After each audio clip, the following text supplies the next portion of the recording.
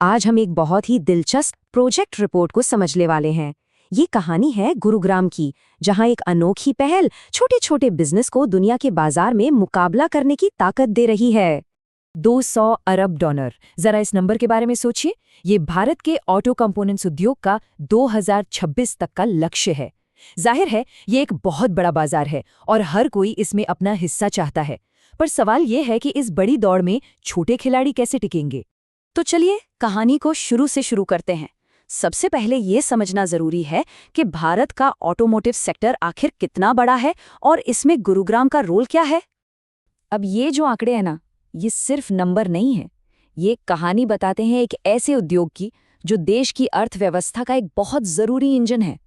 सोचिए, देश की जीडीपी में लगभग 4% का योगदान और करीब करीब 2 करोड़ लोगों को रोजगार। ये कोई छोटी मोटी बात नहीं है। और इस पूरे बड़े से उद्योग का दिल कहाँ है? गुरुग्राम में।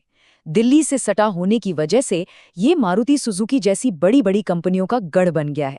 और देखिए, जहां बड़ी कंपनियां होती हैं वहां उन्हें पार्ट्स सप्लाई करने वालों का एक पूरा का पूरा इकोसिस्टम अपने आप खड़ा हो जाता है।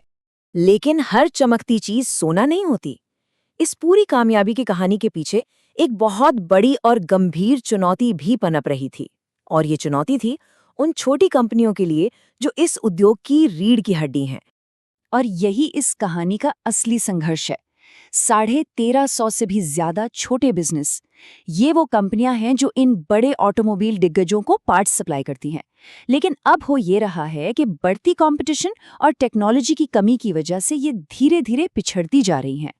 यहाँ पे हमें 2 अलग अलग तस्वीरें दिखती हैं। एक तरफ तो गुरुग्राम की लोकेशन शानदार है, तैयार बाजार है, कोई दिक्कत नहीं। लेकिन दूसरी तरफ इन कंपनियों के अंदरूनी हालात ठीक नहीं है। उनके पास वो हाईटेक मशीनें नहीं है जो आज के ज़माने में ज़रूरी हैं, जिस वजह से वो ज़्यादा माल नहीं बना पाती और उनका मुनाफा भी लगातार सिकुड़ता जा रहा है। तो असली जड़ क्या है? देखिए, सरकारी रिपोर्ट भी यही मानती है। जब तक आपके पास बेहतर टेक्नोलॉजी नहीं होगी, आप बाजार में टिक नहीं सकते। ना तो आप कम कीमत पर सामान दे पाएंगे और ना ही आपकी क्वालिटी बेहतर होगी। तो सवाल ये उठता है कि इसका हल क्या है? जब सैकड़ों छोटे बिजनेस को करोड़ों की मशीनें चाहिए हों, तो वो कहाँ से आएंगी? और जवाब है एक बहुत ही innovative idea, common facility centre यानी CFC। इसे आप एक साझा हाईटेक वर्कशॉप समझ सकते हैं। यहाँ कोई भी छोटी कंपनी आकर उन महंगी मशीनों का इस्तेमाल कर सकती है जिन्हें वो अकेले कभी नहीं खरीद पाती। इससे सबके लिए मौके बराबर हो जाते हैं।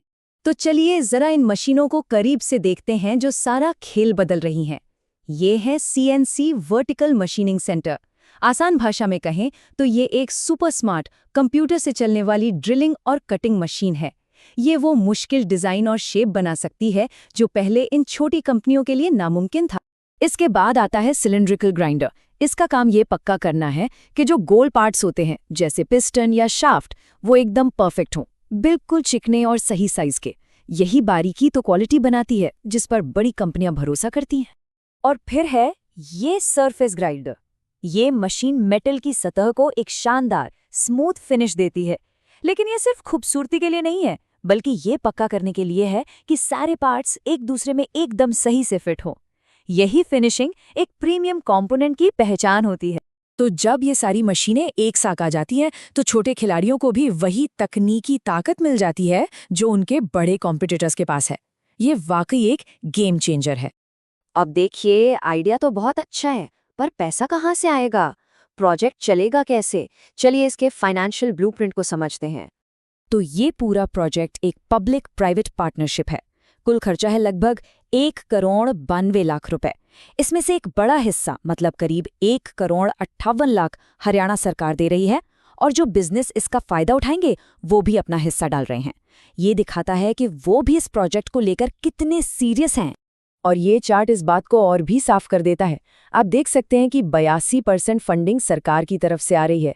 ये इन छोटे उद्यमों को मजबूत बनाने के लिए एक बहुत बड़ी सरकारी पहल है।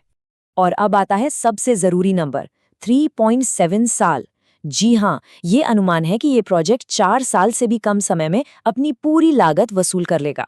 इससे ये साबित होता है कि ये एक बहुत ही स्मार्ट और फायदेमंद इन्वेस्टमेंट है। इसके फाइनेंशियल प्रोजेक्शंस को देखें तो वो भी काफी दमदार हैं।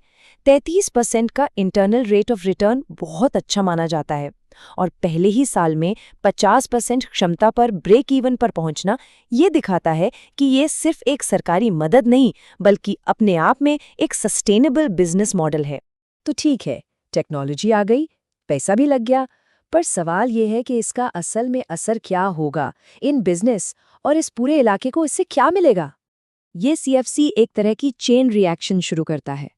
सबसे पहले टेक्नोलॉजी मिलती है जिससे प्रोडक्शन बढ़ता है, फिर क्वालिटी सुधरती है जिससे मुनाफा बढ़ता है, और आखिर में ये कंपनियां बाजार में एक बड़ा हिस्सा हासिल कर पाती हैं।